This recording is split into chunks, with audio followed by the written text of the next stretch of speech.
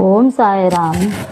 బాయిజాబాయి యొక్క ఎనలేని సేవ. తాత్యాకోతే పాటిల్ తల్లి పేరు బాయిజాబాయి. ఆమె ప్రతిరోజు మధ్యాహ్నం తలపై ఒక గంపలో రొట్టె కూర పెట్టుకొని సమీపమునున్న చిట్టడవిలో ముండ్లు పొదలు లెక్కచేయక కోసుల కొద్ది దూరం నడిచి ఆత్మధ్యానంలో నిశ్చలముగా ఎక్కడో కూర్చుని ఉన్న బాబాను వెదకి పట్టుకొని భోజనం పెట్టుచుండెను. బాబాకు సాష్టాంగ నమస్కారం చేసి వారి ఎదుట విస్తరొకటి వేసి తాను తెచ్చిన రొట్టె కూర మొదలగు భోజన పదార్థాలను వడ్డంచి కొసరి వాటిని బాబాచే తినిపించుచుండెను.